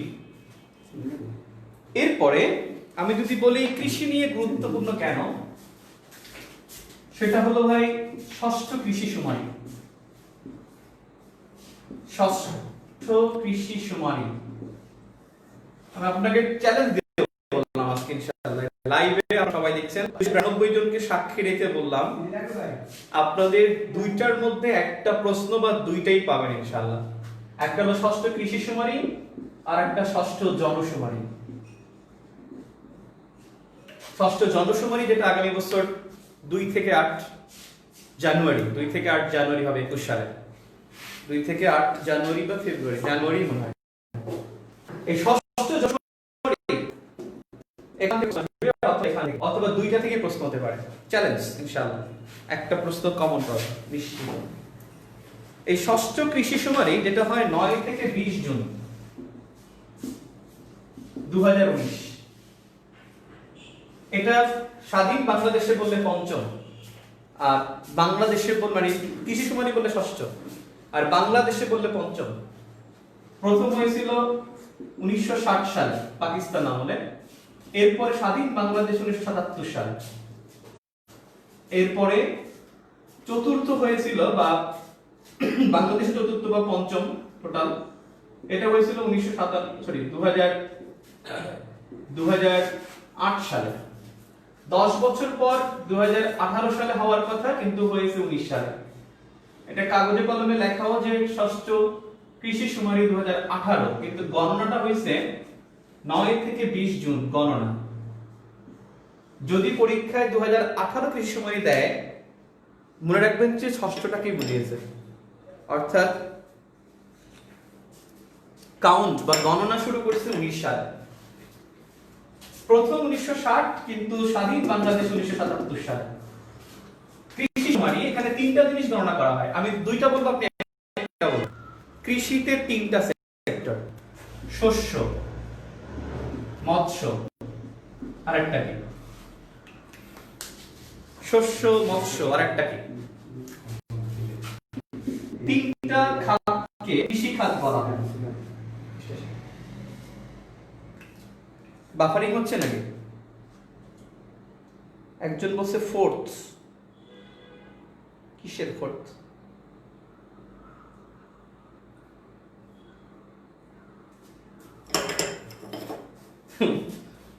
আমি নেব সাদ্দাম স্যার, চা একবারে খেয়ে নিন, একটু করে খেতে দেখতে ইচ্ছা করে, খাইতে ইচ্ছা করে, চরম ভালো লাগতেছে। কিন্তু পোল্ট্রি, প্রাণী, থ্যাংক ইউ। প্রাণী বলছে কে? এই পোল্ট্রি কি প্রাণী? পোল্ট্রি আমি বুঝি না, কিন্তু আমি প্রাণী বুঝি। আমি থ্যাঙ্কস দেব শ্রেয়া অরুণিমা, তিনি বলছেন প্রাণী। শস্য, মৎস্য এবং প্রাণী, এই তিনটা হলো কৃষি খাত।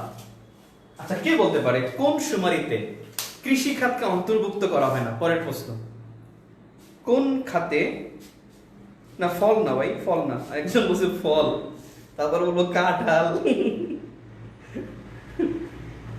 গবাদি পশু, হ্যাঁ গবাদি পশুই হলো প্রাণী। গুড, ডাইভেস্টক।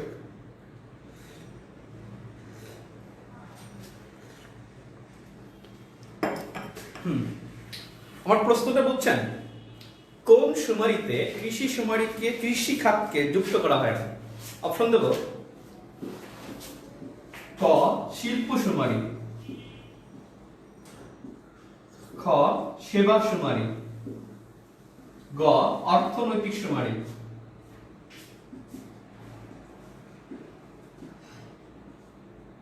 ঘ আদম শুমারি। দেখি কে পারেন প্রশ্নটা। কোন শুমারিতে কৃষি খাতকে অন্তর্ভুক্ত করা হয় না?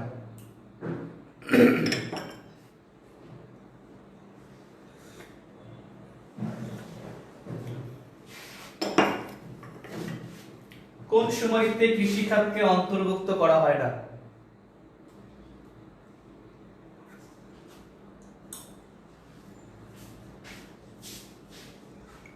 সেবা, সেবা বলছেন অনেকে, আদমশুমারি বলছেন। সেবা আদমশুমারি হবে না। এখন বলেন, ক বলছেন, ক হবে না। Thank you very much. গ অর্থনৈতিক শুমারি। এই অর্থনৈতিক শুমারি বাংলাদেশে মোট 3টা হয়েছে। প্রথম হয়েছিল 1986, আর তৃতীয় হয়েছে 2012 সালে। এটার গণনা হয়েছিল 13, গণনা 2013, আর প্রথম হয়েছে 1986, তৃতীয় 2012, যেটা গণনা হয় 2013 সালে। দুমাইয়া ডি ডি হবে না। আদমশুমারিতে কৃষি খাত যুক্ত করা হয় ভাই। এখন কৃষি শুমারির যে তথ্য, এই তথ্যের মধ্যে আমরা যেটা পাই সেটা হলো বাংলাদেশের মোট খানা, কৃষি খানা মানে মোট খানা, কৃষি মানে মোট খানা 3,55,00,000। আর এই খানার মধ্যে কৃষি খানা 1,65,00,000, 1,65,52,974। এবং এই খাতে, কৃষি খাত হলো টোটাল খাতের মানে 56%, অর্থাৎ মোট খাতের 56% খাত হলো কৃষি খাত, যেটা আগের বছরের চাইতে 3% হ্রাস পেয়েছে। অর্থাৎ 2008 সালে যে শুমারি হয় সেখান থেকে কৃষি খাত 3% কমে গেছে। এরপরে মৎস্য খাত, মৎস্য খানা হলো 9,95,000, 9,95,135টি মৎস্যখানা, 9,95,135টি। খানা মানে এক একটা পরিবার, পরিবার।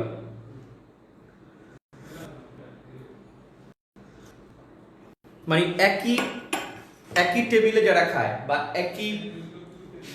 একই ঘরে, মানে একই পাতিলে যারা খায়, একই পাতিলে, এটা হলো একটা খানা, এক পাতিলে যারা খায়, তার মানে আমি পরিবার বললাম। 2011 সালের আদমশুমারি অনুসারে 3,91,00,000 এটা ছিল আমাদের খানা, কিন্তু কৃষি শুমারিতে তারা খানা পেয়েছে 3,55,00,000। আমাদের শুমারি অনুসারে উত্তর করতে হবে। তো এখানে সবকিছুর মূল হলো স্লোগানটা কি? স্লোগানটা হলো কৃষি শুমারি সফল করি, সমৃদ্ধ বাংলাদেশ গড়ি। কৃষি শুমারি সফল করি, সমৃদ্ধ বাংলাদেশ গড়ি, সমৃদ্ধ বাংলাদেশ গড়ি।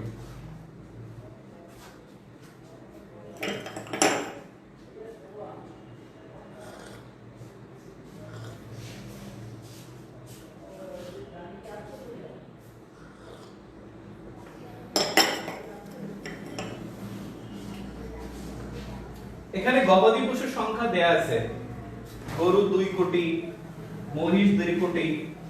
এখন এই সব পরীক্ষায় আমার মনে হয় আসবে না, আর এটা আসলেও এটা আমি পড়াবো। গরু কয়টা, হাঁস কয়টা, মুরগি কয়টা। আর চূড়ান্ত রিপোর্ট কিন্তু দেয় নাই, এপ্রিল মাসে দেওয়ার কথা ছিল। চূড়ান্ত রিপোর্ট এপ্রিল মাসে দেওয়ার কথা ছিল, চূড়ান্ত রিপোর্ট দেয় নাই। এটা হলো সাময়িক একটা রিপোর্ট। ওকে, আমাদের এরপরে গুরুত্বপূর্ণ হলো মাছ।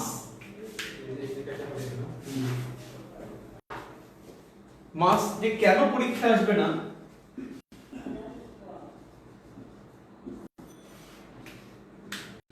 কি চলে কি সিগন্যাল দিল, কি জন্য সিগন্যাল দিছে?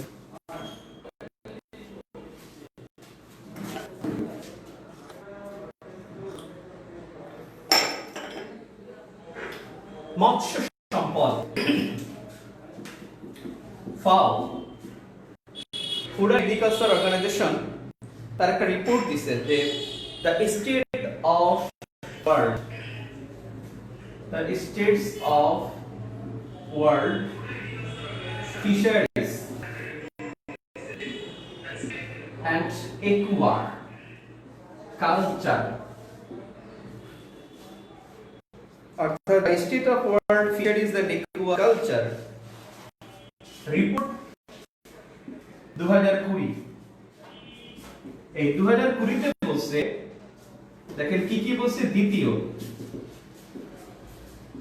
মৎস্য উৎপাদন বৃদ্ধিতে, অর্থাৎ বিবি মৎস্য উৎপাদন বৃদ্ধিতে দ্বিতীয়। উৎপাদন বৃদ্ধি পেয়েছে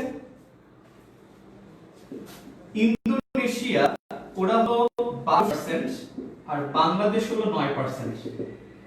উৎপাদন বৃদ্ধিতে, উৎপাদনে না। তৃতীয়, মৎস্য উৎপাদনে বিডি তৃতীয়। এবং মৎস্য উৎপাদন যেটা হয় তার মধ্যে সবচেয়ে বেশি হয় ইলিশ। ইলিশ 5 লাখ টন। গত বছর 5 লাখ টন ইলিশ উৎপাদন হয়েছে, যা বিশ্বের 85%। 85%, বিশ্বের 85% ইলিশ উৎপাদন হয় বাংলাদেশে। এই ইলিশ 12% চাহিদা পূরণ করে, অর্থাৎ মাছের চাহিদা পূরণ করে। মাছের 12% চাহিদা পূরণ করে ইলিশ।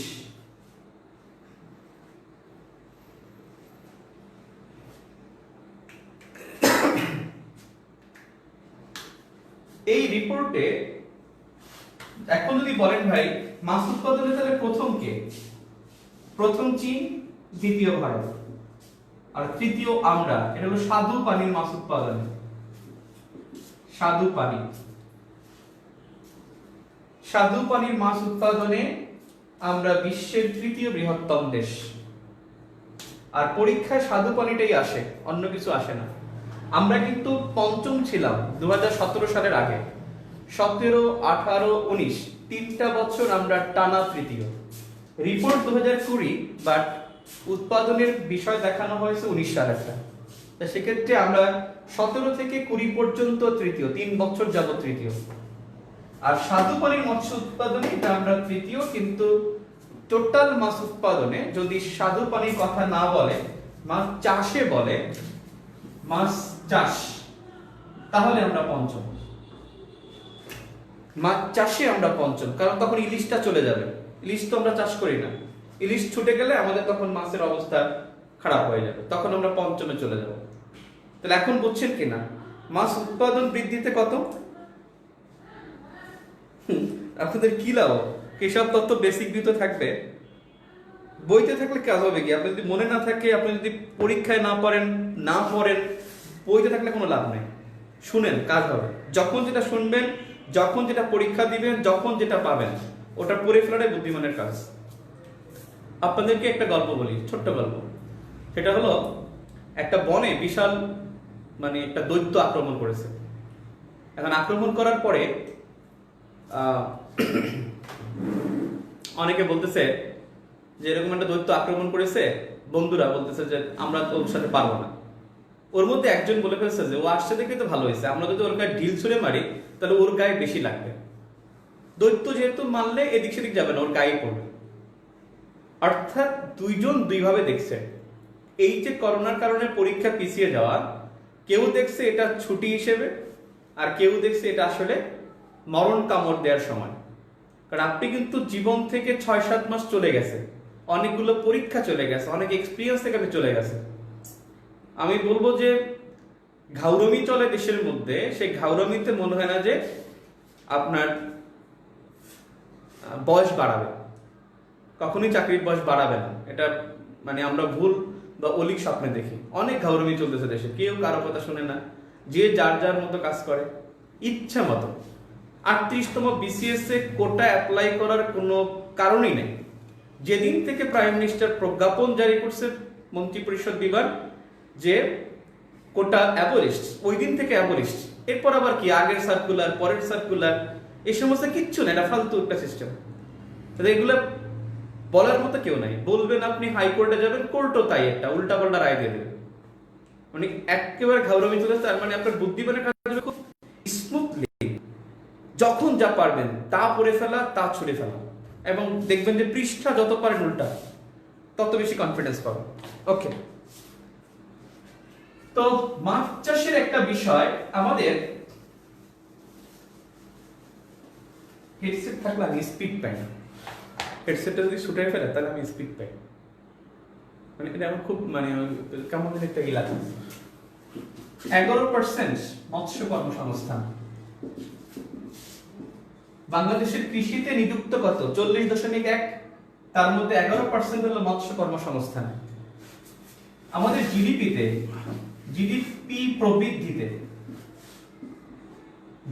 প্রবৃদ্ধিতে কৃষি 13.65%, আর জিডিপি প্রবৃদ্ধিতে মৎস্য 6%। কিন্তু টোটাল জিডিপিতে অবদান মৎস্য খাতের 4%। আপনারা কিন্তু এখানে গুলাই ফেলেন। যদি প্রশ্ন করা হয় জিডিপিতে মৎস্য খাতের অবদান কত, 4%। জিডিপি প্রবৃদ্ধিতে মৎস্য খাতের অবদান কত, 6%। কৃষি খাতের অবদান হলো 13.65%। তার 11% মৎস্য কর্মসংস্থান। এই কথাটা মনে রাখবেন। বাংলাদেশের প্রাণীজ আমিষের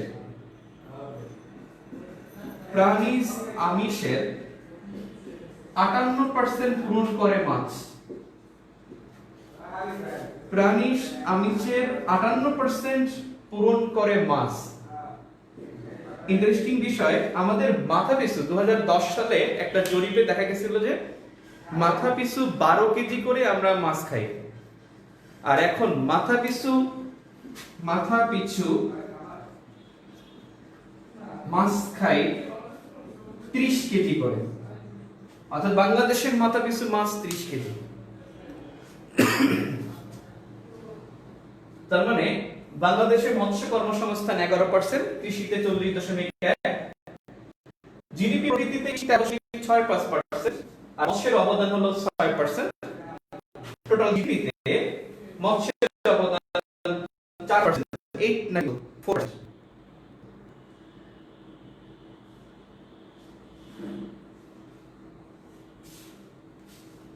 প্রাণীজ আমিষের 58% পূরণ করে মাছ, আর মাথা পিছু মাছ খাই 30 কেজি করে।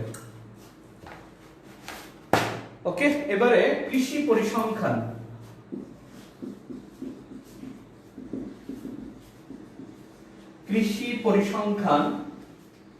পকেট বুক যেটাকে বলে, কৃষি পরিসংখ্যান বর্ষ গ্রন্থ 2019।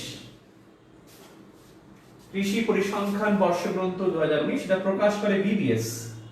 বিবিএস মানে বাংলাদেশ ব্যুরো অফ স্ট্যাটিস্টিক্স পরিকল্পনা মন্ত্রণালয়, বিবিএস পরিকল্পনা মন্ত্রণালয়ের অধীনে। কে বলতে পারে ব্যাংক বেস কোন মন্ত্রণালয়? তারপরে আমি পড়াবো ব্যাংক বেস কোন মন্ত্রণালয়। বিবিএস পরিকল্পনা মন্ত্রণালয়, কিন্তু ব্যাংক বেস কোন মন্ত্রণালয়?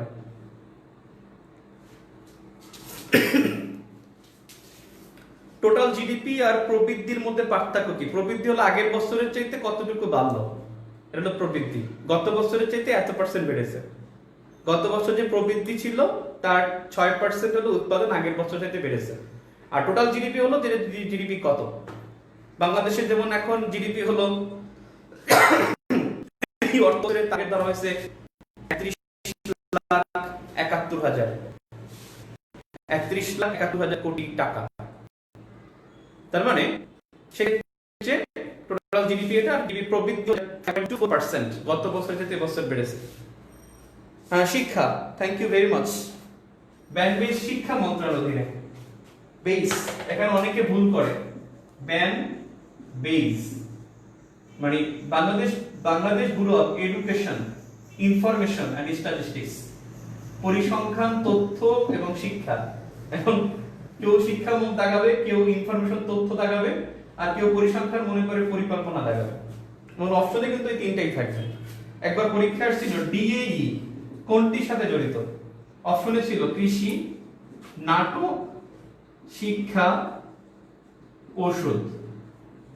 এখন যে ডি দিয়ে ড্রাগ দাগাবে সে ওষুধ দাগাবে, যে এ দিয়ে এগ্রিকালচার মনে করবে কৃষি দাগাবে, যে ই দিয়ে এডুকেশন মনে করবে শিক্ষা দাগাবে, আর যে ড্রামা মনে করবে নাটক দাগাবে। আসলে ডিপার্টমেন্ট অফ এগ্রিকালচার এক্সটেনশন, তাহলে এ ফর এগ্রিকালচার, এখানে উত্তর হবে কৃষি। এরকম প্রশ্ন হয় কারণ কনফিউজ করার জন্য, যেমন এটা একবার এলাবোরেশন লিখে দিয়ে বলবে। তারপরে শিক্ষা মন্ত্রণালয়, ব্যাংক বেস, আমাদের টিচারদের রিটায়ারমেন্টের জন্য ব্যাংক বেসে যেতে হয়, বেসরকারি শিক্ষকদের। ওকে, বিবিএস এই পরিসংখ্যান বর্ষগ্রন্থ প্রকাশ করে। 2019 সালে হলো 30তম বর্ষগ্রন্থ, এবং ওরা বর্ষগ্রন্থে প্রকাশ করে যে কোনটা উৎপাদনে কোন জেলাটা বেশি। আমরা দেখছি যতবার চেঞ্জ হয়েছে ততবার পরীক্ষা আসছে। পাট উৎপাদন চেঞ্জ হয়ে গেল, গতবারই কিন্তু আসছিল পাট উৎপাদনে ফরিদপুর, আগে ছিল কিন্তু পাট উৎপাদনের শীর্ষ জেলা রংপুর, এখন ফরিদপুর। আবার গম উৎপাদনে রংপুর ছিল, দিনাজপুর হওয়ার পরে দিনাজপুর পরীক্ষা আসছিল। এখন দেখবেন কয়েকটা এই বছর চেঞ্জ হয়েছে। সাধারণত একেবারে মনে হয় এটা আসলে অন্যটা। এই বর্ষগ্রন্থ অনুসারে সবচেয়ে গুরুত্বপূর্ণ হলো আলু। আলু উৎপাদনে শীর্ষ জেলা ছিল মুন্সিগঞ্জ, এই বছর চলে গেছে এটা বগুড়া হাতে। বগুড়া। তামাক রংপুর ছিল, গত কয়েক বছর ধরে এটা কুষ্টিয়ায়। তামাক কুষ্টিয়া। তুলা যশোরে, নিয়মিত যশোরে ছিল, কয়েক বছর ধরে এটা ঝিনাইদহ।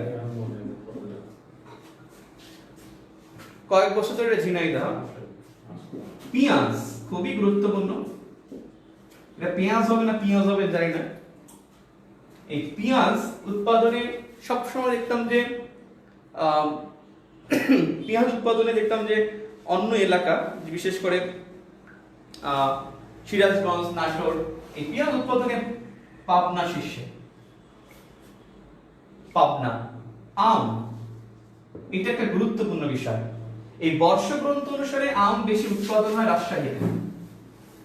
তবে 2020 সালে উৎপাদনের মানে কৃষি মন্ত্রণালয়ের 20 সালের হিসেবে এটা হলো নওগাঁ। এখন আপনার প্রতি রিকোয়েস্ট থাকবে, দুইটাই কিন্তু কারেক্ট, কিন্তু যদি প্রশ্ন এরকমের করে যে কৃষি পরিসংখ্যান বর্ষগ্রন্থ 2019 অনুসারে, তখন রাজশাহী দেখাবেন। যদি কৃষি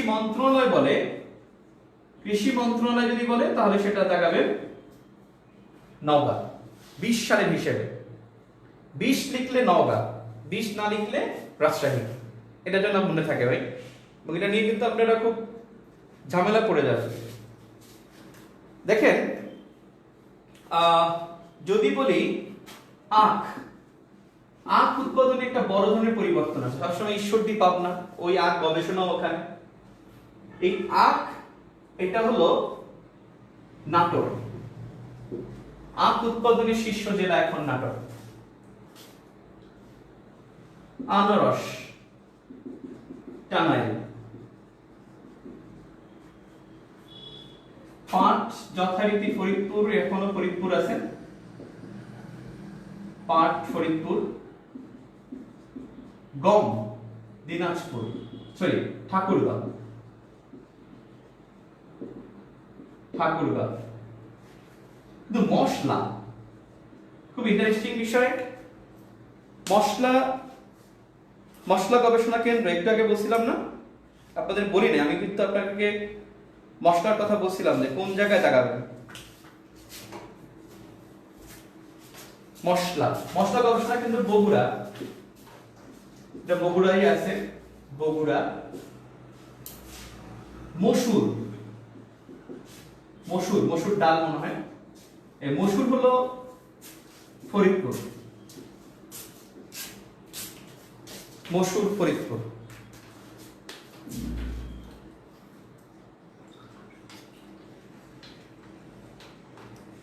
একজন বলছেন সুগার, চিনি কি এটা কৃষির সাথে জড়িত? এটা শিল্প। আচ্ছা, বিষয়টা হলো পাট গেল, এখন ধান যথারীতি যেটা ছিল সেটাই, ধান ময়মনসিংহ। আপনাদের গুরুত্বপূর্ণ হলো আলু, পেঁয়াজ, আম ও লিচু। লিচু একটা ফ্যাক্ট ভাই, লিচু দিনাজপুর।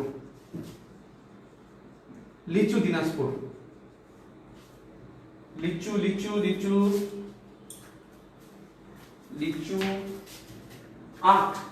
আখ চেঞ্জ হয়েছে, এটা গুরুত্বপূর্ণ। আখ চেঞ্জ। পাট পরীক্ষা আসছে, আবার আসতে পারে। গম ভালো, গম আসতে পারে ভাই। গম কিন্তু চেঞ্জ হচ্ছে কয়েক বছর ধরে, রংপুর, দিনাজপুর, এখন চলে গেছে ঠাকুরগাঁও চলে গেছে এখন।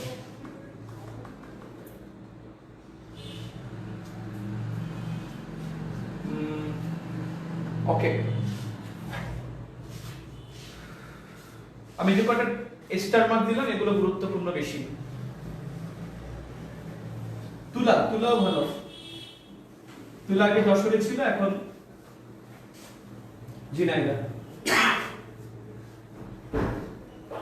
পেঁয়াজ পাবনায়।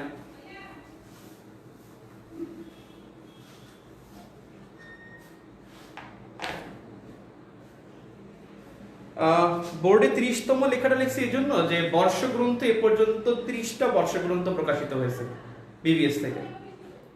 যেমন 17 সালে আগে একটা হয়েছিল বর্ষগ্রন্থ, 18 সালে হয়, 17 সালে হয়, আবার প্রত্যেক বছর আসে না, মাঝখানে গ্যাপ থাকে। তার মানে এ পর্যন্ত 30তম। একজনের বলছেন মাছ উৎপাদনের শীর্ষ জেলা কোনটা? কে বলতে পারে? আমি অপশন দেই। মাছ উৎপাদনের শীর্ষ জেলা পটুয়াখালী, চাঁদপুর, লক্ষ্মীপুর, মাদারীপুর। মাছ উৎপাদনের শীর্ষ জেলা কি দিনাজপুর হবে ভাই? ও রুটির ঝুড়ি দিনাজপুর। অনেকেই বলে গম যদি বেশি হয় সেখানে রুটির ঝুড়ি হয়, এটা একটা ফালতু কথা। খাদ্য বেশি যেখানে হবে সেখানে। দিনাজপুরে সব মিলিয়ে সব খাবার আছে, জন্য দিনাজপুর রুটির ঝুড়ি। কৃষি মন্ত্রণালয়ের ফ্যাক্ট বুক দেখেন একটা, এটা হলো 2038তম বিসিএস এর 1 মাস আগে, তার মানে 17 সালের অক্টোবর নভেম্বরে প্রকাশিত হয়েছিল রুটির ঝুড়ি। এই রুটির ঝুড়ি দিনাজপুর, এটা ঠাকুরগাঁও না। হ্যাঁ, একজন বলছেন Chandpur, thank you very much.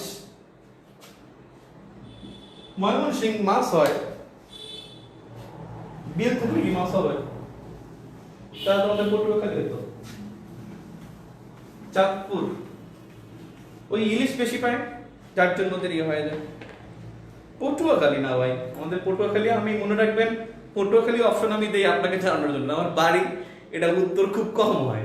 অথবা অনেক সময় উত্তর হয় পটুয়াখালী থেকে প্রশ্ন, পায়রাটা এগুলো কোশ্চেন করলে পটুয়াখালী উত্তর রাখি, একাধিক প্রশ্ন থাকে, কিন্তু অপশনে পটুয়াখালী দেই আমি, এটা আমার দিতে ইচ্ছা করে। ওকে, আমরা কৃষি পড়লাম, তৃতীয় অধ্যায় জনসংখ্যা ও উপজাতি। এখান থেকে আমি 3টা প্রশ্ন করব। এর মধ্যে আসলে কি থাকে? জনসংখ্যা ও উপজাতি, এর মধ্যে কিন্তু শুধু জনসংখ্যা বা আদমশুমারি থাকবে এমন কথা নাই। হ্যাঁ, আদমশুমারি থাকবে, উপজাতি থাকবে, তারপরে হলো শিক্ষা থাকবে, স্বাস্থ্য থাকবে, শিক্ষা, স্বাস্থ্য সেবা, এই বিষয়গুলো কিন্তু জনসংখ্যার সাথে রিলেটেড। এখন আমি এই জনসংখ্যা থেকে আমি 2টা প্রশ্ন করব। কতটি মাতৃভাষায় প্রাথমিক শিক্ষার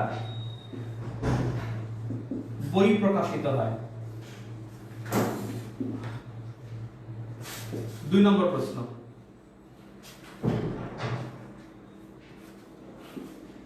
কমিউনিটি ক্লিনিক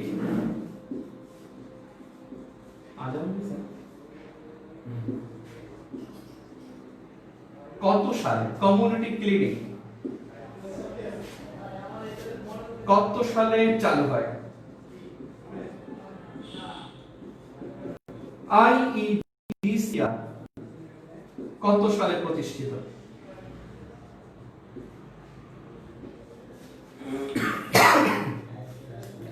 আইইডিসিআর কত সালে প্রতিষ্ঠিত?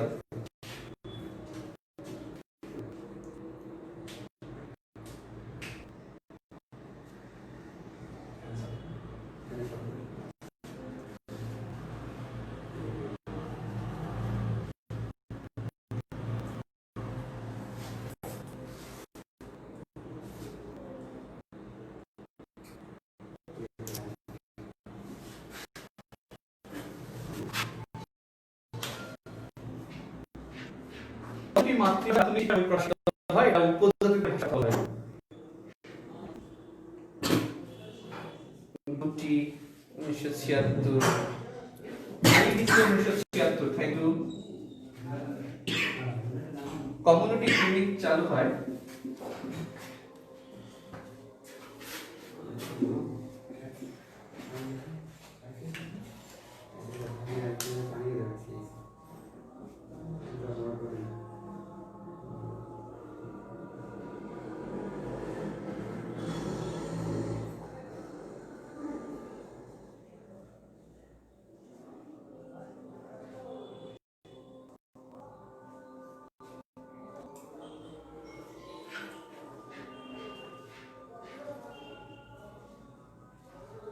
অনেক স্লো হয় না ক্লাস?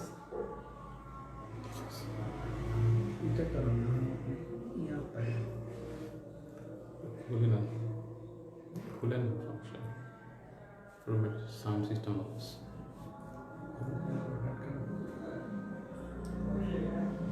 ছেড়ে দিবেন না বলে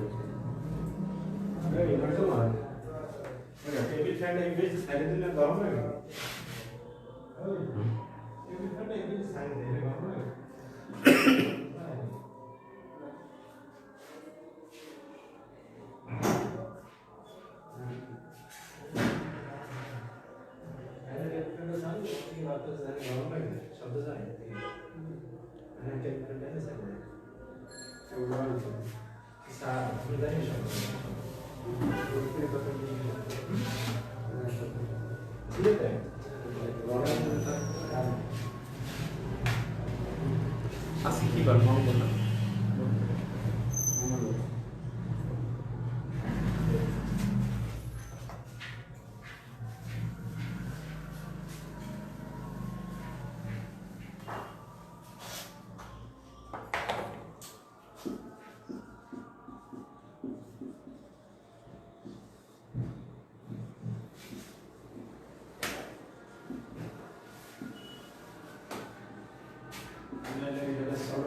sort of hand, I would say.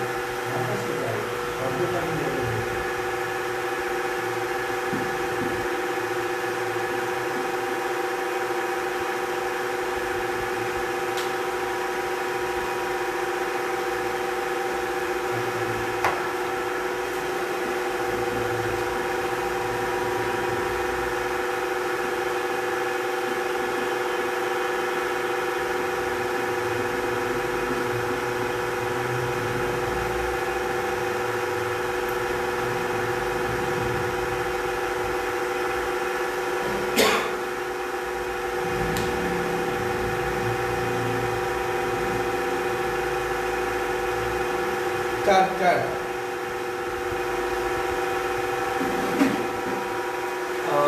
রবিবার আগামী ক্লাস রবিবার সন্ধ্যা 7টা থেকে রাত 10টা ইনশাআল্লাহ। আমরা ওই দিন প্রয়োজনে আর একটু বেশি সময় করব এবং ওই দিনটা আমাদের রিসেন্ট টপিকগুলো আমরা অন্ততপক্ষে একবার কাভার দেব, মানে আমাদের রিভিউটা হয়ে গেলে তারপরে আমরা রবিবার দিন ক্লাস নিই, সোমবার দিন আমরা বাংলাদেশের উপর একটা পরীক্ষা নেব ইনশাআল্লাহ। তার মানে আমাদের নেক্সট উইকে একটু বেশি পড়বো।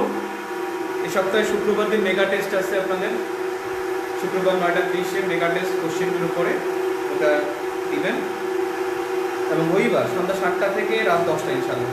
ওকে, সকলকে অসংখ্য ধন্যবাদ, আজকে পর্যন্ত।